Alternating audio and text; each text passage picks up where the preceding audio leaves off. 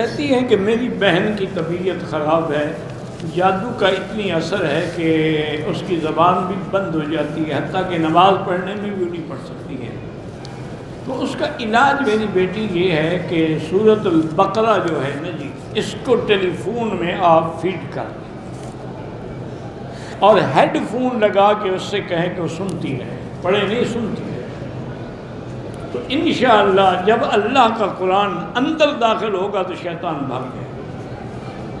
اور یہ عمل جو ہے نا کرتی رہے جب تک بالکل ٹھیک نہ ہو جائے۔ اللہ شفا عطا فرمائے۔ میرا بھائی، میری تفسیر جو ہے تفسیر مکی کے نام سے ہے۔ اب میں یہ تو نہیں جانتا کہ وہ کراچی میں کہاں کے مکتبے سے ہے، مجھے تو اب مکتبوں کا پتہ ہی نہیں ہے۔ بہرحال وہ مدرسہ قاسم علوم ملتان سے اگر آپ منگوائیں گے تو آپ کو مل جائے گا۔ اس وقت تک الحمدللہ تفسیر مکی کے 7 جلد چھپ چکے ہیں اور 8واں جلد جو ہے وہ الحمدللہ پریس میں ہے۔ اور بھی اللہ کے شکر سے کئی کتابیں چھپ چکی ہیں، تو ساری کتابیں آپ کو وہاں سے مل جائیں گی۔ اور بعض ہمارے علماء اللہ ان کو جزائے خیر دے، ورنہ تمیم قاسمی صاحب جو ہیں وہ ہندوستان سے ہیں، مدراس کے علاقے کانپور سے ہیں، وہ بھی میری ساری کتابیں ہندوستان میں بھی شائع کر رہے ہیں، اور اللہ ان کو جزا دے کہ وہ ہر مدرسے کو مفت بھیج رہے ہیں، اتنی تعداد میں شائع کر رہے ہیں۔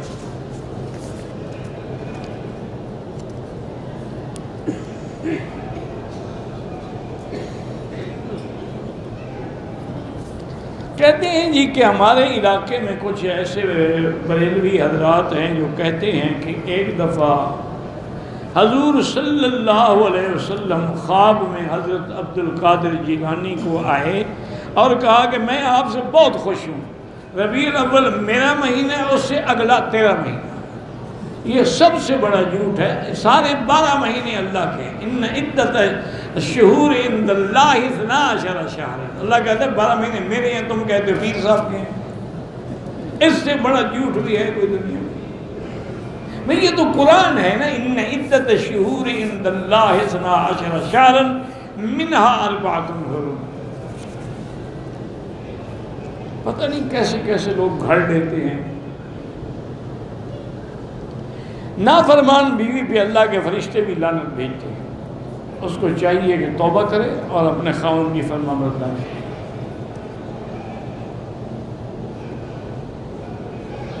عورت بالوں کو اوپر باندھ کے نماز پڑھ سکتی ہے، پڑھ سکتی ہے، لیکن اونٹ کی کوہان کی طرح نہ بنائے۔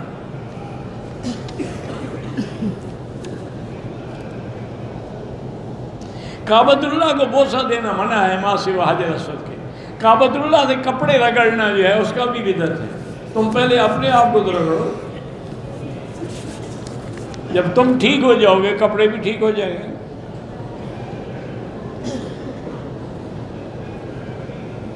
اگر میرے شوہر نے اپنی پہلی بیوی کو 3 سے زیادہ بار طلاق دے دی، اس کی بیوی کہتے میں نہیں، اس کی بیوی کے نہ ماننے سے کچھ نہیں ہوتا، وہ طلاق ہو گئی ہے، اس کے لیے ہمیشہ کے لیے حرام ہے۔ اب اگر اس سے ملے گا تو زنا ہوگا۔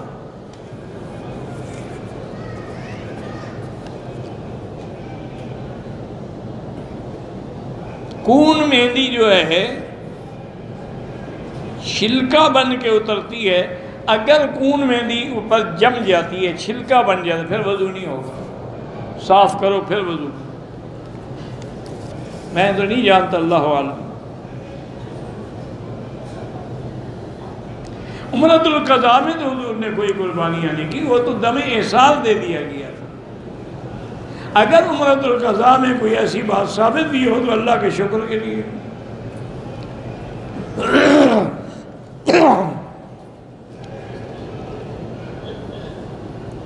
میری عمر 40 سال سے کم ہے، مجھے ان کمپنی والوں نے کسی عورت کا محرم بنا کے بھیج دیا ہے، اس اجنبی عورت کو میری بہن ظاہر کہ بالکل گناہ ہے، تمہیں نہیں ماننا چاہیے تھا، اب غلطی کر کے آ چکے ہو تو اس کے بالکل پاس نہ بیٹھو، وہ اپنی حفاظت کرے تم اپنی حفاظت کرو، بس قانونی حد تک تاکہ تم واپس جا سکو، کیونکہ نہیں جاؤ گے نہ اس کو جانے دیں گے نہ تمہیں جانے دیں گے۔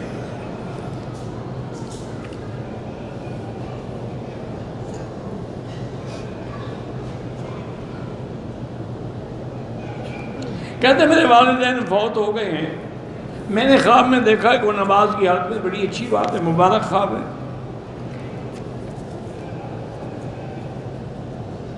2 رکعت نفل پڑھ کے ماں باپ کو ثواب دے سکتے ہیں، دے سکتے ہیں۔ مرحومین کے لیے دعا کیا کرو۔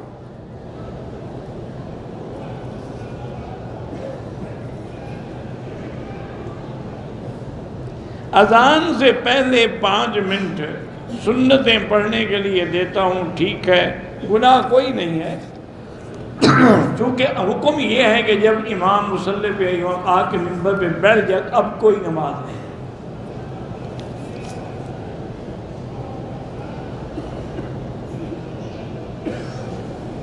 کہتے بعد امام لوگ کہتے ہیں کہ چاروں ائمہ کی پیروی کرنا درست نہیں ہے، براہ راست حضور کی اتباع کریں۔ تو پھر حضور نے یہ کیوں فرمایا کہ میرے خلفاء راشدین کی اتباع کرو؟ بس حضور کی اتباع کافی تھی۔ یہ کیوں فرمایا کہ علیکم سنتی و سنت الخلفاء الراشدین المہدیین؟ یہ کیوں فرمایا فقطعوا بالذین من بعدی ابی بکر و عمر؟ پھر ان کی اقتداء کا کیا معنی؟ تو اگر ان کی اقتداء ہو سکتی ہے تو پھر ائمہ کی اقتداء بھی ہو سکتی ہے۔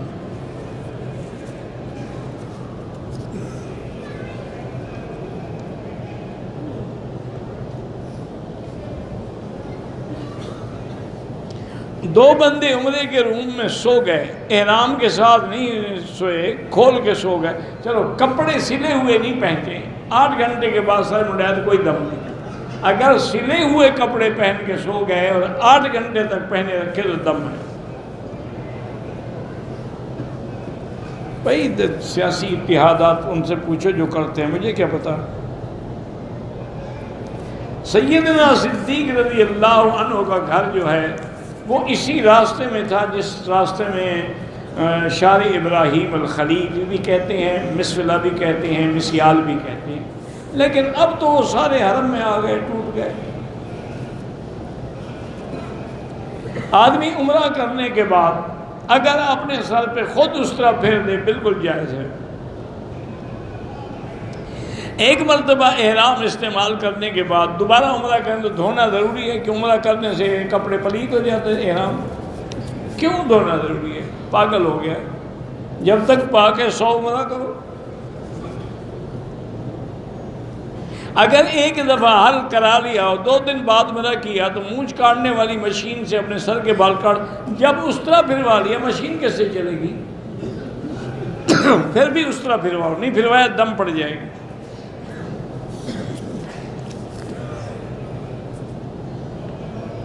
میرے پڑوسی مرزائی ہیں، ان کو زمزم اور کھجور دے سکتا ہوں، نہ دیں تو بہتر ہے، ورنہ زمزم اور کھجور کافر بھی کھا سکتے ہیں۔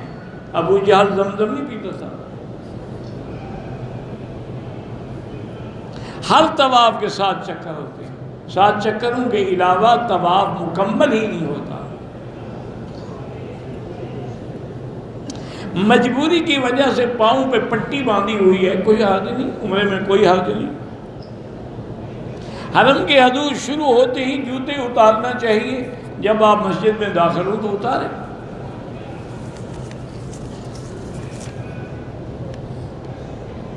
صلاۃ الاشراق الگ ہے اور صلاۃ الضحیٰ الگ ہے۔ صلاۃ الاشراق ہے سورج تھوڑا اونچے ہونے کے بعد، اور صلاۃ الضحیٰ یہ ہے کہ جب اچھی طرح سورج اوپر آ جائے، دھوپ پھیل جائے، پاؤں جلنے لگے، پھر ہے۔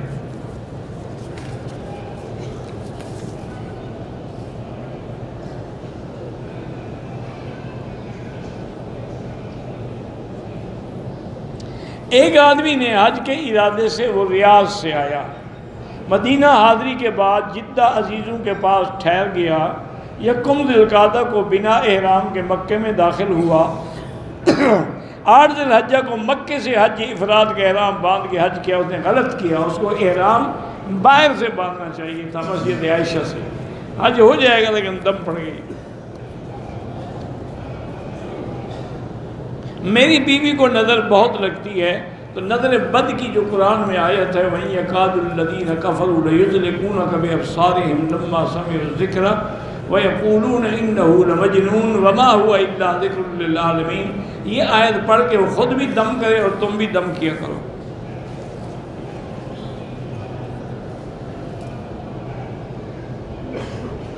بہرحال کعبہ شریف کے ساتھ لڑ کے یا چڑھ کے نہیں، موقع ملے بوسہ تو نہ ملے اشارہ کرو۔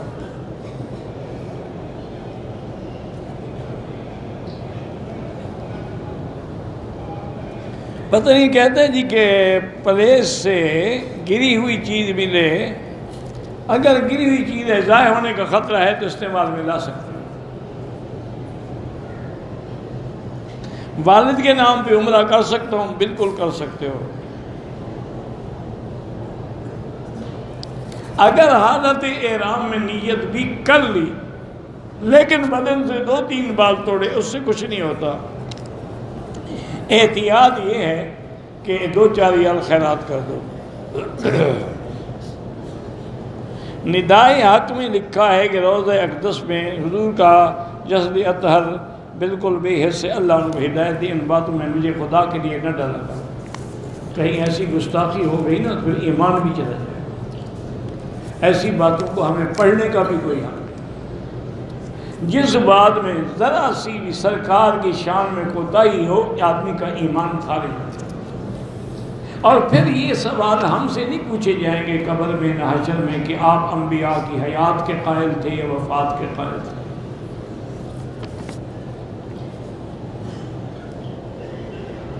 کہتے ہیں جی عمرے کے احرام باندھنے کے انگلیاں چٹکانے سے یا گردن چٹکانے کوئی کچھ نہیں ہوتا۔ احرام کی حالت میں عورت یا مرد اپنے بال خود کاٹ سکتے ہیں۔ عورتوں کے بال کاٹنے کا طریقہ یہ ہے کہ اپنے بالوں کو وہ پیچھے لے جائیں، جہاں بالوں کی انتہا ہو جائے وہاں ایک کور کے برابر کاٹ دیں تاکہ سارے بالوں کے سرے کٹ جائیں۔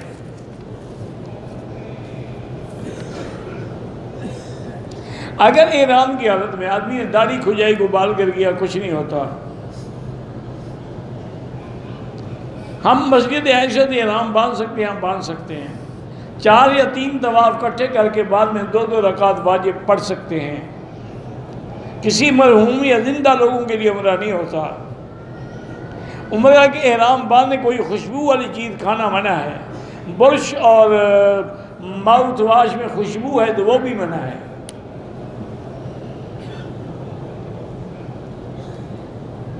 اگر پہلی بیوی اپنے خاوند کو دوسری شادی کی اجازت نہ دے تو اس کی اجازت شریعت میں کوئی ضرور نہیں، اور نکاح کر سکتا ہے۔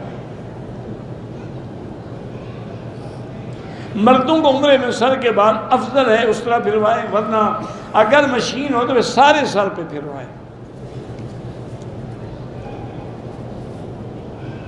اذان کے دوران میں حضور کے نام پر جو انگوٹھے چومے جاتے ہیں وہ بدعت ہے، درود پڑھنا سنت ہے۔ اگر بہت ساری نمازیں قضا ہو گئی، سب سے پہلے توبہ کرو، کیونکہ حقوق اللہ ہے، اللہ معاف کر دیں گے۔ پھر جتنی ہمت ہو سکے پڑھتے رہو۔ اگر ہاتھ حجر اسود کو لگ جائے تو چومے، ورنہ نہیں۔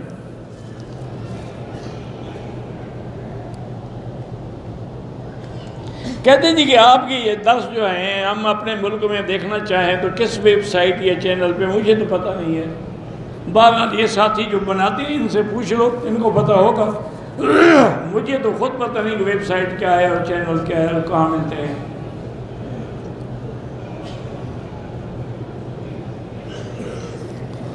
واجب وتر میں اور سجدے میں دعا، بھائی اللہ کے فرائض میں تسبیح زیادہ کہیں، باقی نمازوں کے سجدے میں دعا کر سکتے ہیں۔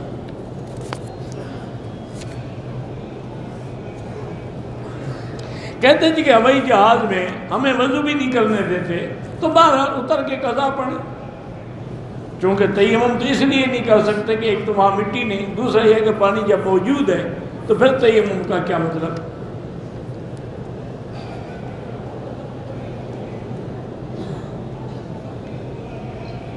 اگر پاکستان سے آتے ہوئے عورت کو ایام آ گئے، حیض آ گیا، کیا اس نے عمرے کی نیت کی، لبیک پڑھی؟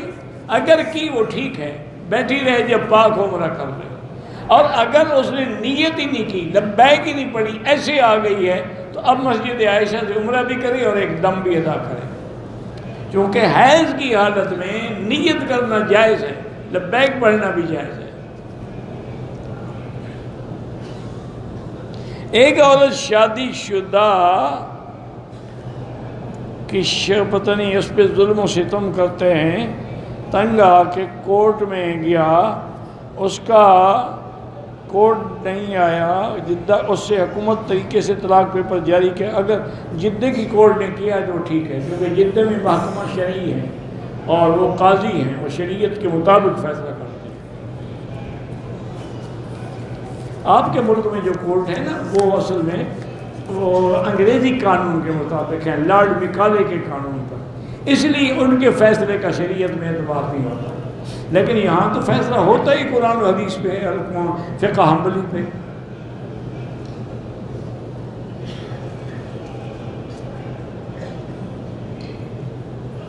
کہتے ہیں کہ صحابہ نے شکایت کی کہ ہمیں جلد پہ آپ نے پتہ ریشمی کپڑا پہننے کے لیے کہا، یہ نہیں ہے۔ اصل بات یہ ہے کہ ریشمی کپڑا جو ہے وہ جلد کی خارش کا علاج تو ہے، لیکن پہننا حرام ہے۔ تو بطور بیماری تو پہنا جا سکتا، لیکن یہ نہیں تم ہمیشہ ہی پہنتے رہو۔ اور وہ ریشمی کپڑا مجھے بتاؤ ہے کہاں، یہ تو بتاؤ ذرا۔ یہ جو بازاروں میں بک رہا ہے یہ تو مصنوعی ہے، تو کیمیکل سے بنی ہوئی چیز ہے، یہ تو ریشمی کپڑا نہیں ہے۔ ریشمی کپڑا وہ ہوتا ہے جو کیڑے سے ریشم نکلتا ہے، وہ تو آپ کو 400 ریال کا میٹر بھی نہیں ملے گا۔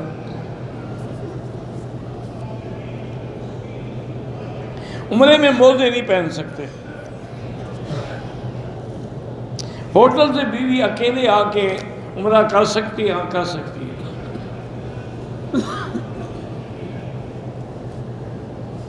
میں نے ایک دوست 20 سال پہلے والدین کا طواف کیا، زندہ تھے۔ بہرحال والدین کے لیے طواف ہو سکتا ہے چاہے وہ زندہ ہوں یا فوت ہو گئے۔ خلفائے راشدین کس کو کہا جائے، اس کو یہ بھی پتہ نہیں ماشاءاللہ۔ سیدنا ابو بکر، عمر، عثمان، علی، یہ خلفائے راشدین ہیں، یہ پتہ نہیں ہے، اور انکار ائمہ اربعہ کا کر رہا۔ تو اگر ائمہ اربعہ کی بات ماننی ٹھیک نہیں ہے تو امام بخاری کی بات کیسے مانتے ہو؟ امام بخاری نے کہا نا کہ یہ حدیث صحیح ہے، تمہیں تو پتہ نہیں ہے نا، تو اب اس کی بات مان رہے، یہی تو تقلید اور کیا ہوتی ہے۔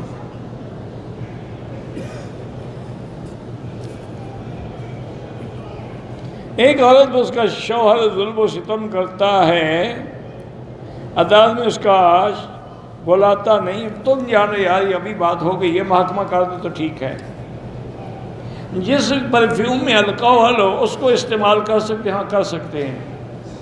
قرآن کی آیت لکھنے کا کوئی حکم نہیں کعبے کی دیوار پر۔ ایک دفعہ بسم اللہ پڑھ کے 100 دفعہ قل ہو اللہ پڑھ سکتے، افضل یہ ہے کہ ہر دفعہ بسم اللہ پڑھو، لیکن اگر پڑھو تو جائز ہے۔ کار اگر چل رہی ہو تو نماز ہو سکتی ہے، اگر جہت قبلہ درست ہو، وضو کیے ہو تو سیٹ پہ بیٹھ کے بھی ہو سکتی، لیکن یہ نہیں کہ کار ادھر جا رہی ہو قبلہ ادھر اور نماز ہو جائے۔ جیسے گاڑی میں آدمی تو پہلے استقبال قبلہ شرط ہے، پھر آپ نے نماز شروع کی، اب گاڑی بڑھ گئی تو کوئی حرج نہیں۔ واللہ اعلم۔ اللہم صلی علی سیدنا محمد وعلی آل سیدنا محمد کما صلیت علی ابراہیم وعلی آل ابراہیم فی العالمین انک حمید مجید۔ اللہم انت ربی لا الہ الا انت الاحد الصمد الفرد الذی لم یلد ولم یولد ولم یکن له کفوا احد۔ اللہم انت ربی لا الہ الا انت الحنان المنان بدیع السماوات والارض یا ذا الجلال والاکرام۔ اللہم انا نسألک باسمائک الحسنی وصفاتک العلی۔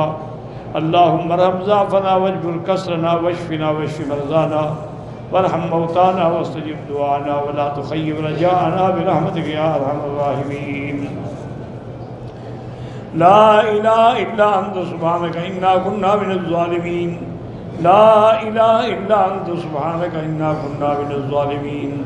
لا الہ الا انت سبحانک انا كنا من الظالمین۔ نجنا من الغم، نجنا واحلنا من الكرب العظیم۔ یا حی یا قیوم برحمتک استغیث، یا حی یا قیوم برحمتک استغیث، یا غیاث المستغیثین اغثنا علیک توکلنا و الیک انبنا اللہم انصر الاسلام والمسلمین اللہم احفظ سائر بلاد المسلمین هذا البلد الامین فجر آمنا مطمئنا سخاء رخاء الى یوم الدین برحمتک یا ارحم الراحمین۔ یا اللہ بیماروں کو شفا عطا فرما، یا اللہ بیماروں کو شفا عطا فرما، یا اللہ ہماری ظاہری باطنی روحانی جسمانی بیماریاں دور فرما، یا اللہ بے حیاؤں کو حیا عطا فرما، بے اولادوں کو اولاد صالح عطا فرما، یا اللہ بے روزگاروں کو روزگار عطا فرما، قرض داروں کے قرض عطا فرما، جن کے گھروں میں بچیاں ہیں ان کو خیر کے رشتے نصیب فرما۔ یا الہ العالمین پورے عالم میں جہاں بھی مساجد ہیں، مدارس ہیں، عبادت گاہیں ہیں، دین کے ادارے ہیں، یا اللہ ان سب کی حفاظت فرما۔ یا اللہ پورے عالم میں جو دین کے کام کرنے والے افراد ہیں یا جماعتیں ہیں ان کی حفاظت فرما۔ یا اللہ مسلمان فلسطین میں ہیں، کشمیر میں ہیں، عرب میں ہیں، عجم میں ہیں، شام میں ہیں، حلب میں ہیں، روہنگیا میں ہیں، عجم میں ہیں، افغان میں ہیں، ان سب کی جان مال آبرو عزت کی حفاظت فرما۔ ربنا تقبل منا انك انت السميع العليم وتب علينا انك انت التواب الرحيم وصلى الله تعالى على خير خلقه سيدنا محمد وعلى آله وصحبه اجمعين۔ اللهم صل على سيدنا محمد